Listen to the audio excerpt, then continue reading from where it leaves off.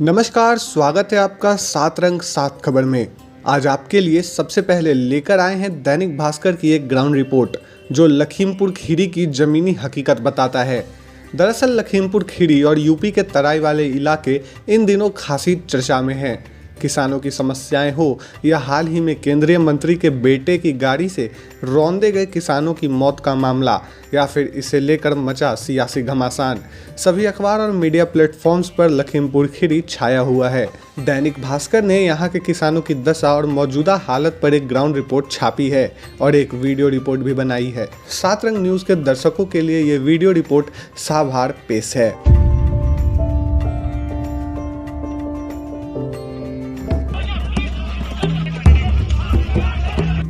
UP के लखीमपुर की घटना के बाद से ही पूरे इलाके में तनाव का माहौल बना हुआ है। लेकिन सवाल ये है कि यूपी का पंजाब कहा जाने वाला ये इलाका आज इतना शांत क्यों है और क्यों आंदोलन करने पर मजबूर हो रहे हैं। दैनिक भास्कर की ग्राउंड रिपोर्ट में देखिए इन्हीं सारे सवालों के जवाब। इस घटना में 20 साल के लवप्रीत की भी मौत हो गई थी। लवप्रीत की बहन मनप्रीत कौर का कहना है कि लवप्रीत अक्सर कहते थे कि खेती में कोई भविष्य नहीं है, इसमें कोई आमदनी नहीं हो रही, इसीलिए वो विदेश में जाकर नौकरी करेंगे।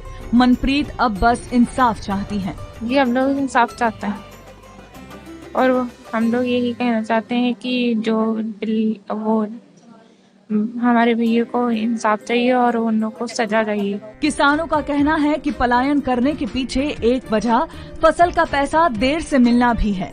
उन्हें फसल की लागत भी नहीं मिल पाती है। खुशहाल कैसे होगा जब उसको पेमेंट ही उसकी टाइम से नहीं मिलेगी, तो ये कैसे खुशहाल होगा किसान? उसने बना रखा है, दूर से दिखाई देता है, वो दूर के ढोल बोलते हैं ना, सुहाने होते हैं, वो देखने से बाहर कुछ और है, अंदर कुछ और है।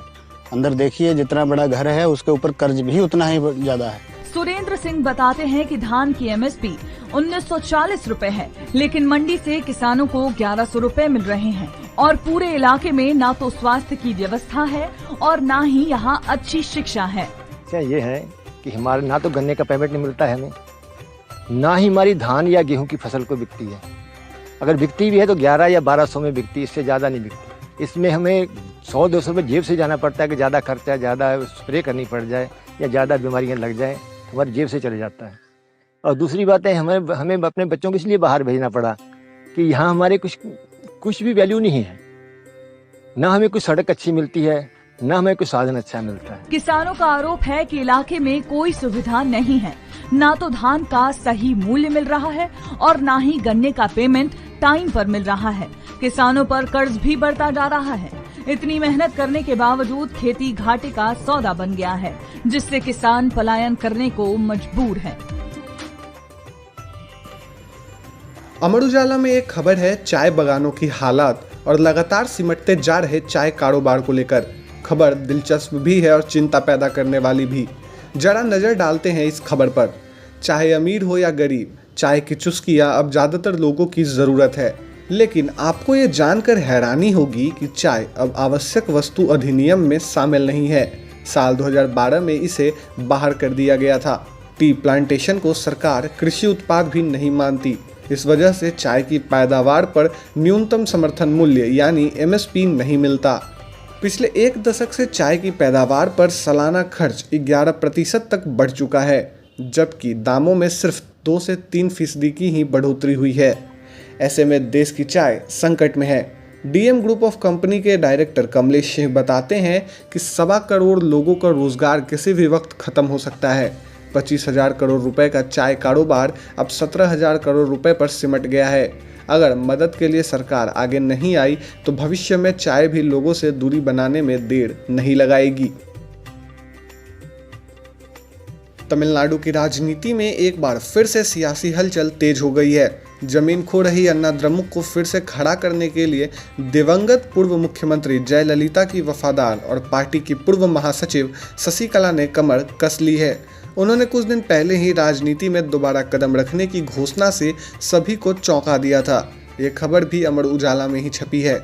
इसके मुताबिक शशिकला पार्टी के स्वर्ण जयंती वर्ष से एक दिन पहले 16 अक्टूबर को मरीना बीच स्थित जयललिता मेमोरियल का दौरा करेंगी। इसके बाद 17 अक्टूबर को वह पार्टी के संस्थापक एमची रामचंद्रन के घर भी जाएंगी और पार्टी के पदाधिकारियों से मुलाकात करेंगी। शशिकला ने साल की शुरुआत में घोषणा की थी कि वह अब राजनीति से दूर रहेंगी। उन्होंने यह फैसला इसलिए किया था क्योंकि पार्टी अंतःकलह से जूझ रही थी और वह नहीं चाहती थी कि पार्टी और भी ज़्यादा नुकसान हो। लेकिन AIADMK के विधानसभा चुनाव हारने के बाद शशिकला ने घोषणा की कि वह पार्टी को एकजुट करने के लिए फिर से राजनीति में वापसी कर रही हैं। अगली खबर उत्तराखंड की सियासत से। यहाँ सत्ताधारी भाजपा को एक बड़ा झटका लगा है। हिंदुस्तान और अन्य अखबारों में छपी खबर के अनुसार परिवहन मंत्री यशपाल आर्य ने अपने बेटे नैनीताल के विधायक संजीव आर्य के साथ सोमवार को नई दिल्ली में कांग्रेस पार्टी ज्वाइन कर ली।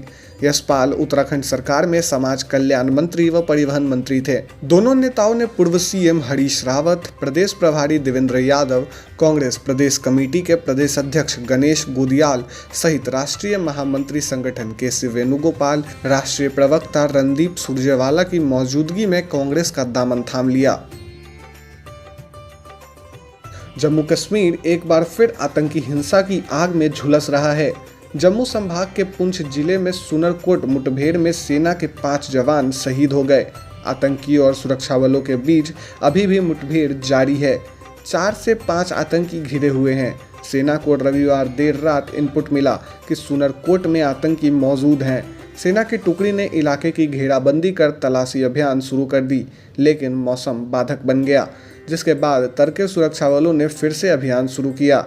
दूसरी तरफ पिछले हफ्ते श्रीनगर में 3 हिंदू और 1 सिख की हत्या के बाद से कश्मीरी पंडित बेहद खौफ में हैं। जम्मू कश्मीर प्रशासन के आश्वासन के बाद भी इनमें से ज़्यादातर लोगों ने दफ्तर आना बंद कर दिया है, पलायन कर रहे हैं।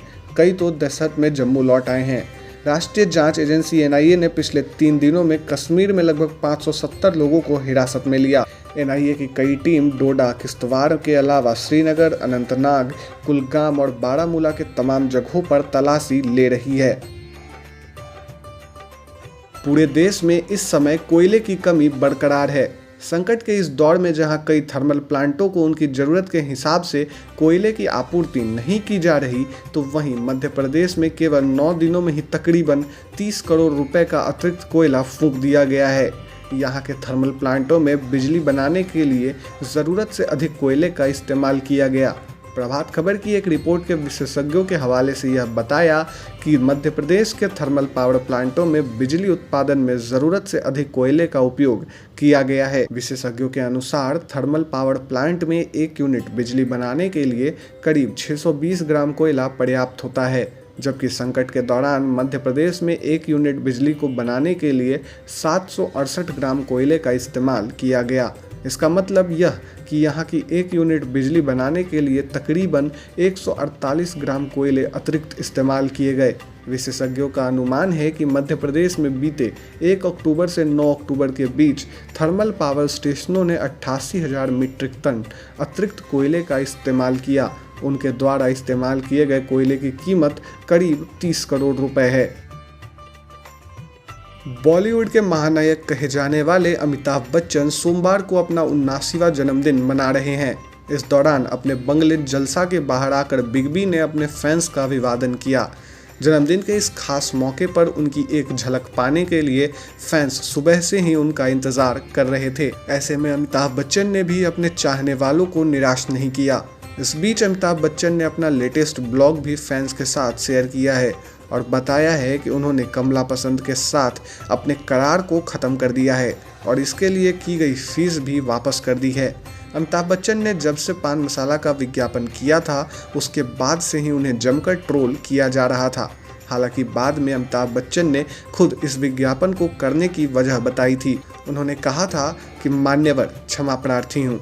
किसी भी व्यवसाय में यदि किसी का भला हो रहा है तो ये नहीं सोचना चाहिए कि हम उसके साथ क्यों जुड़ रहे हैं। हाँ, यदि व्यवसाय है तो उसमें हमें भी अपने व्यवसाय के बारे में सोचना पड़ता है। अब आपको ये लग रहा होगा कि मुझे ये नहीं करना चाहिए था, लेकिन इसको करने से हाँ, मुझे भी धनराशि मिलती है। लेकिन अब उन पर इतना दबाव पड़ा कि जन्मदिन के मौके पर उन्होंने अपने इस फैसले को सार्वजनिक कर दिया। 7 रंग 7 खबर में आज के लिए इतना ही। जल्द मिलेंगे नए बुलेटिन के साथ।